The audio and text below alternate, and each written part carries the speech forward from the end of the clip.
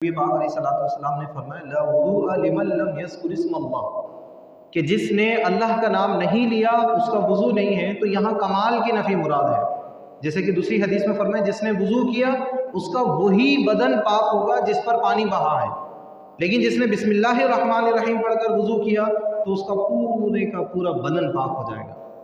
تو یہ بہت ہی پیاری سنت ہے، اس کو ہمیں اختیار کرنا چاہیے۔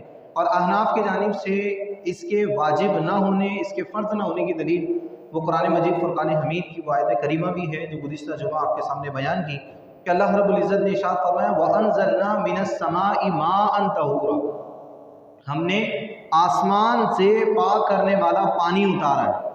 اس میں اللہ تعالیٰ نے پانی کے پاک کرنے کی صلاحیت کو پیدا کرنے کے لیے کسی وصف کا ذکر نہیں کیا، فرمایا پانی پاک کرنے والا ہے۔ اب چاہے نیت ہو یا نہ ہو پانی پاک کرنے والا ہے۔ اب چاہے وضو بسم اللہ الرحمن الرحیم سے وضو کا آغاز کیا ہو یا نہ کیا ہو، پانی پاک کرنے والا ہے۔ اس لیے کہ اللہ تعالیٰ نے فرمایا وَأَنزَلْنَا مِنَ السَّمَاءِ مَاءً طَهُورًا، ہم نے آسمان سے پاک کرنے والا پانی اتارا ہے۔ تو لہذا اگر ہم نیت کرتے ہیں تب بھی پاکی حاصل ہوگی، نیت نہیں کرتے تب بھی پاکی حاصل ہوگی، بسم اللہ الرحمن الرحیم پڑھتے ہیں تب بھی پاکی حاصل ہوگی، نہیں پڑھتے پھر بھی حاصل ہوگی۔ اس لیے کہ اللہ تعالیٰ نے یہاں پر کسی قسم کی کوئی قید نہیں لگائی کہ پانی ان شرائط کی بنا پر پاک کرنے والا ہے۔ البتہ جب ہم تیمم کرتے ہیں تو تیمم مٹی سے کیا جاتا ہے، اور مٹی کو اللہ تعالیٰ نے پاک کرنے والا نہیں بنایا، لیکن اس سے طہارت ہو سکتی ہے۔ تو مٹی کے مطہر ہونے کے لیے، اس کے پاک کرنے والا ہونے کے لیے ضروری ہے کہ وہاں پر نیت کرے۔ جب کوئی پانی نہیں پاتا ہے اور اس کو تیمم کی حاجت درپیش آ جاتی ہے، اس کی بری تفصیل ہے تو وہ انشاءاللہ آپ کے سامنے بیان کی بھی ہے، کریں گے دوبارہ انشاءاللہ۔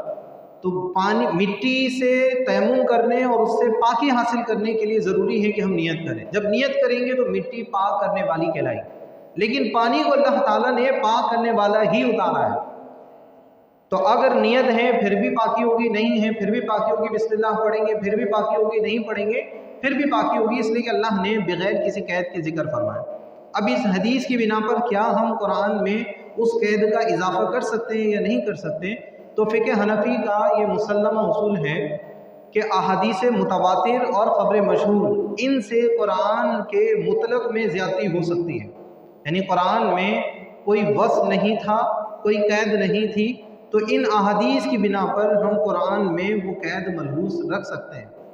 لیکن اگر خبر واحد ہو تو خبر واحد سے قرآن میں قید نہیں لگائی جا سکتی ہے۔ اب خبر متواتر کیا ہوتی ہے، خبر مشہور کیا ہوتی ہے، خبر واحد کیا ہوتی ہے، اس کی تعریفات بھی ہم نے کئی مرتبہ آپ کے سامنے ذکر کی ہیں۔ تو یہ بات ذہن میں رکھیں کہ یہ حدیث خبر واحد ہے، جس میں فرمایا لا وضوء لمن لم یذکر اسم اللہ علیہ، کہ جس نے بسم اللہ نہیں پڑھی اس کا وضو ہی نہیں ہے۔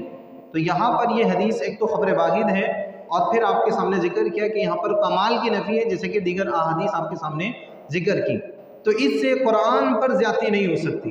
نبی پاک علیہ السلام کے کلام کا یہ طریقہ دیگر اور مقامات پر بھی، دیگر اور مسائل میں بھی ہے، جیسے نبی پاک علیہ السلام نے فرمایا لا صلاۃ لجار المسجد الا فی المسجد، لا صلاۃ لجار المسجد، جار کہتے ہیں پڑوسی کو، جو مسجد کا پڑوسی ہے اگر وہ مسجد چھوڑ کر اپنے گھر میں ہی نماز پڑھتا ہے، کہیں اور نماز پڑھتا ہے تو اس کی نماز نہیں ہے۔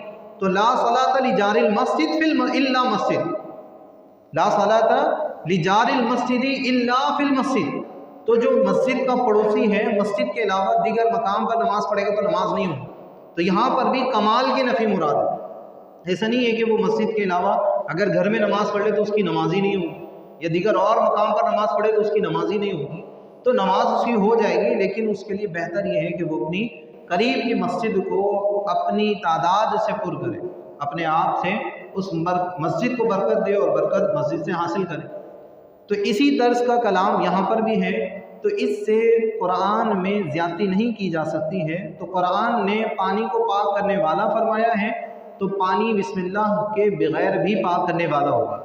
لیکن جیسے میں نے پہلے کہا کہ یہ بسم اللہ سرکار سے معاذباً ثابت ہے، حضور نے ہمیشہ اسے اختیار کیا ہے، تو اس وجہ سے احناف کے نزدیک یہ سنت ہے، تو اس کو ضرور اختیار کرنا چاہیے، کیونکہ نبی پاک علیہ السلام کا مبارک عمل ہے۔ لیکن یہ مسئلہ اپنے ذہن میں رکھیں کہ اگر کسی نے نہیں پڑھی تو بہرحال اس کا وضو ہو جائے گا، کیونکہ اس نے تمام تر فرائض ادا کر لیے ہیں۔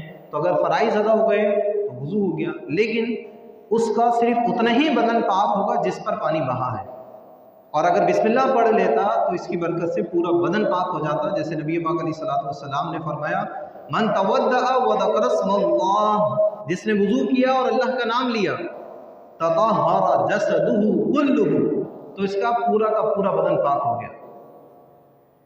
ومن تودع ولم یذکر اسم اللہ، اور جس نے وضو کیا اور اللہ کا نام نہیں لیا، لم یتطہر الا موضع الوضوء، تو اس کا صرف وضو کا مقام، وضو کی جگہ ہی پاک ہوگی۔ چہرہ دھویا جاتا ہے تو چہرہ پاک ہو جائے گا، ہاتھ دھوئے جاتے ہیں تو ہاتھ پاک ہو جائیں گے،